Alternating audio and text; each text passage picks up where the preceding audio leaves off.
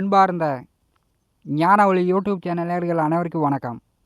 இந்த பதிவில் மீன ராசி அன்பர்களுக்கு சுக்கிரன் புதன் பெயர்ச்சி பலன்கள் காணலாம். கடந்த 2 மாதமாக ராசிக்கு 9ஆம் இடமான பாக்கியஸ்தானத்திலே புதன் சஞ்சாரம் செய்து கொண்டிருக்கிறார். கோச்சாரத்திலே 9வது வீட்டிலே புதன் வரும்போது மனக்கவலை ஏற்படும். இருக்கலாமா வேணாமா, இந்த வேலை செய்யலாமா வேணாமா அப்படின்னு ஒரு குழப்பம். தந்தையிடம் ஒரு சிலருக்கு கருத்து வேறுபாடு ஏற்படும்.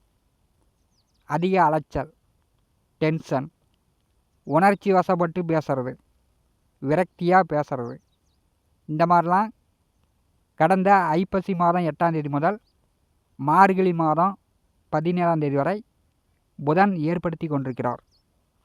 கடந்த 25 நாட்களாக மீனராசிக்கு 11வது வீட்டிலே குரு செவ்வாய் பார்வையில் சுக்கிரன் அமர்ந்திருக்கும் போது ஓரளவு நன்மை, அதிக லாபம் பார்த்துருக்கலாம்.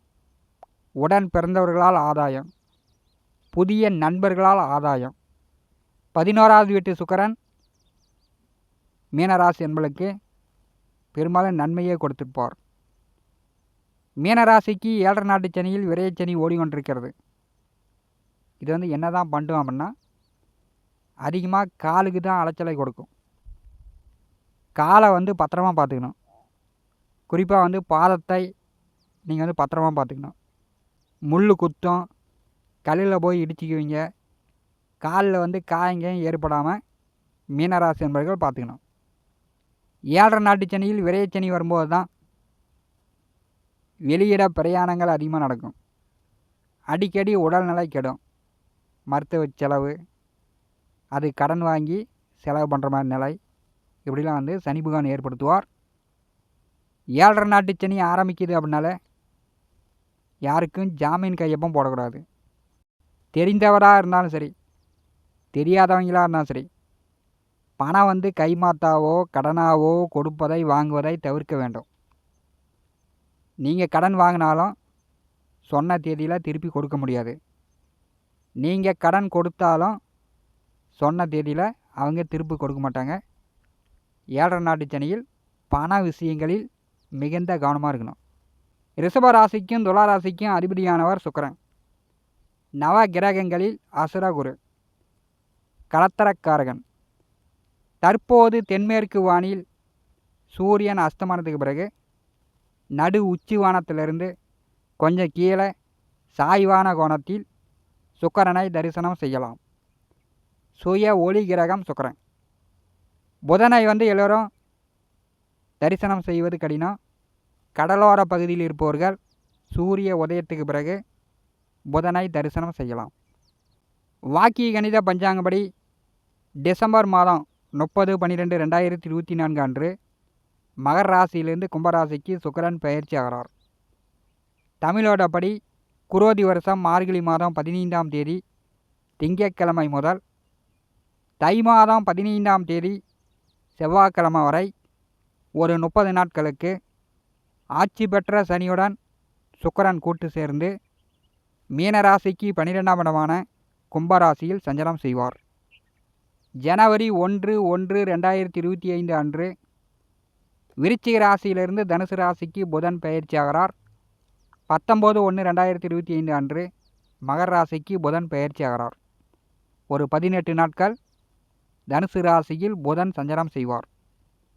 சுக்கிரன் புதன் பெயர்ச்சியின் மூலம் மீன ராசி அன்பர்களுக்கு எந்த மாதிரியான பலாபலன்கள் நடக்கும் என்பதை இந்த பதிவில் காணலாம். நம்முடைய ஞான ஒளி யூடியூப் சேனலை பார்த்து கொண்டிருக்கக்கூடிய அன்பர்கள், இதுவரை சப்ஸ்கிரைப் செய்த அன்பர்கள் மறக்காமல் நம்முடைய சேனலை சப்ஸ்கிரைப் செய்து கூடவே இருக்கின்ற ஆல் பட்டன் அழுத்திங்க. நன்றி.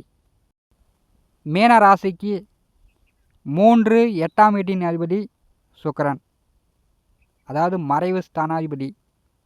அவர் 12வது வீட்டிலே சனியுடன் கூட்டு சேர்ந்து சஞ்சாரம் செய்யும்போது உங்களுடைய முயற்சிகள் தைரியமாக ஒரு தடவைக்கு பல தடவை நீங்கள் முயற்சி செய்யணும். இப்போ சோர்ந்து போய் நீங்கள் அதிக நேரம் ஓய்வு எடுக்கணும், ரெஸ்ட் எடுக்கணும் அப்படின்னு நினைக்கக்கூடாது. கஷ்டப்பட்டால் இஷ்டம் போல் பணம் வரும், அதிக பணம் சம்பாதிக்கலாம். ஒரு தடவைக்கு பல தடவை முயற்சி செஞ்சிங்கன்னா அந்த முயற்சிகள் உடனே வெற்றியாகும். கோச்சாரத்திலே 12வது வீட்டிலே சுக்கிரன் வரும்போது, அயன சயன போக விரய மோட்சஸ்தானத்திலே சுக்கிரன் வரும்போது உங்கள் பயணங்கள் அதிகமாக இருக்கும். இரவு உறக்கம் நன்றாக வரும். சனி பகவான் பார்வை 2ஆம் வீட்டிற்கு விழும்போது பகலில் கூட வேலை லீவு போட்டு நீங்கள் உறங்குவீங்க. அதனால் ஓய்வு இல்லாமல் உழைக்க வேண்டும். 12வது வீட்டிலே சுக்கிரன் வரும்போது எதிர்பாலினவர்கள் நட்புலாம் ஏற்படும். ஏன்னா செவ்வாயினுடைய 8ஆம் பார்வை சுக்கிரன் சனி மேல் விழுகிறது. இந்த காலகட்டத்தில் இளைஞர்களுக்கு காதல் மலரும். ஒரு சிலருக்கு கல்யாணம் கூட நடக்கும்.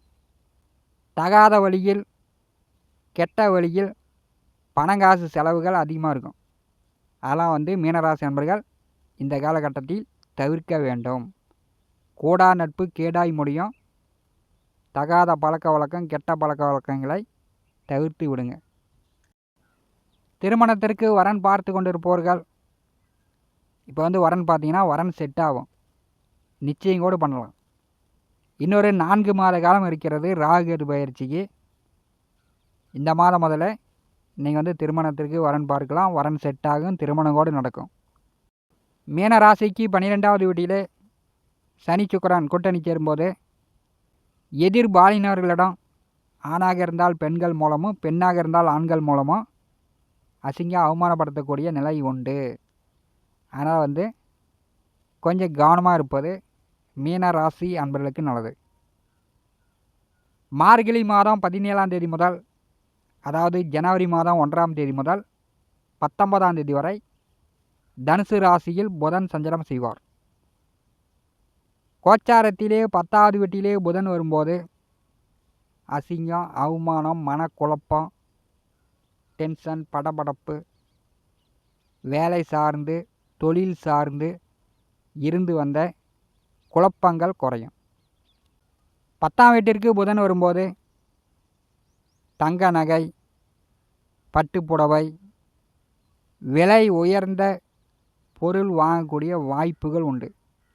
செய்கின்ற தொழில் நன்கு விருத்தி அடையும், நல்ல வருமானத்தை கொடுக்கும், பொருள் வரவு நன்றாக இருக்கும்.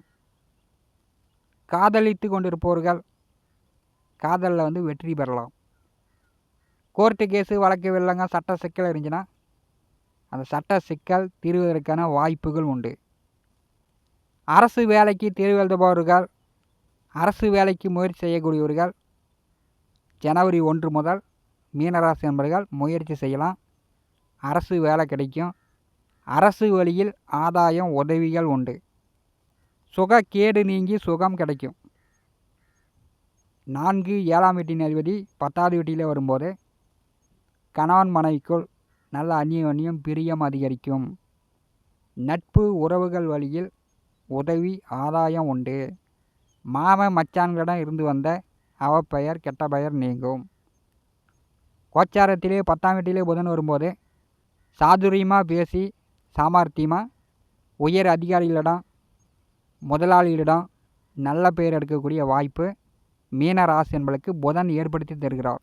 இதை நீங்கள் பயன்படுத்தி கொள்ளலாம்.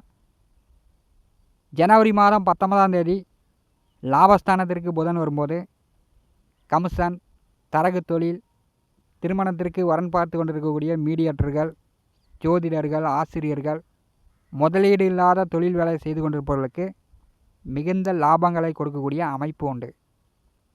புதன் பயிற்சி மீனராசி என்பதற்கு பேரும் புகழும் பெற்றுத்தரப்போகிறது. நல்ல விருத்தியாகும். விவசாயம் முதல் விஞ்ஞானம் வரை அனைத்து தொழிலும் விருத்தியாகும். பண கஷ்டத்திலிருந்து மனக்குழப்பத்திலிருந்து மீனராசி என்பர்கள் விடுதலை அடைவீர்கள். அதற்குண்டான வாய்ப்புகள் உண்டு. தனம் வாக்கு குடும்பஸ்தானத்திற்கும் பாக்கியஸ்தானமான 9வது வீட்டிற்கும் அதிபதியான செவ்வாய் பூர்வ புண்ணியஸ்தானமான 5வது வீட்டிலே வக்கர நேச நிலையில் தை மாதம் 5ஆம் தேதி வரை சஞ்சாரம் செய்கிறார். உங்கள் குழந்தைகளிடம் கோவப்படாதீங்க, அவசரப்படாதீங்க. உங்கள் பேச்சை உங்கள் குழந்தைகள் கேட்கல அப்படின்னு அவங்கள அடிக்காதீங்க, திட்டாதீங்க. குழந்தைகளிடம் நீங்கள் வந்து பொறுப்பாக நடந்துக்கணும். குழந்தைகளுக்கு சளி, காய்ச்சல், இருமல், சிறு சிறு நோய் நொடி தொந்தரவுகள் வருவதற்கு வாய்ப்புண்டு. குழந்தைகள் வந்து விளையாடும் போது கீழே விழுந்து காயங்க ஏற்படாமல் பார்த்து கொள்வது நல்லது. தை மாதம் 5ஆம் தேதி 4ஆம் இடமான சுகஸ்தானத்திற்கு செவ்வாய் வருவார். வக்கரகதியில் செவ்வாய் இருக்கும்போது உடல் ஆரோக்கியத்தில் கவனம் எடுத்துக்கொள்ளுங்க. அதிகமாக உணர்ச்சி வசப்பட்டு பேசாதீங்க. பேச்சில் வந்து தன்மை வேண்டும். புதன் சுக்கிரன் பெயர்ச்சியின் மூலம் மீன ராசி என்பளுக்கு புதனால் ஆதாயம் உண்டு. சுக்கிரன் 12வது வீட்டில் அமர்ந்திருக்கும் போது எதிர்பாலினர்கள் வழியில் அசிங்க அவமானம் இல்லாமல் பார்த்துங்க. மற்றபடி கோச்சார கிரகங்கள் ஓரளவு தற்போது சாதகமாக உள்ளது. 100க்கு 100% அடுத்த ஒரு மாதம் உங்களுக்கு பலன் தரும். இந்த காணொலியை பற்றி உங்களுடைய மேலான கருத்துக்களை நம்முடைய கான்பாஸில் பதிவு செய்யுங்கள். நம்முடைய ஞான ஒளி யூடியூப் சேனலை பார்த்து கொண்டிருக்கக்கூடிய அன்பர்கள், இதுவரை சப்ஸ்கிரைப் செய்யாத அன்பர்கள் மறக்காமல் நம்முடைய சேனலை சப்ஸ்கிரைப் செய்து கூடவே இருக்கின்ற ஆல் பட்டன் அழுத்திங்க. நன்றி.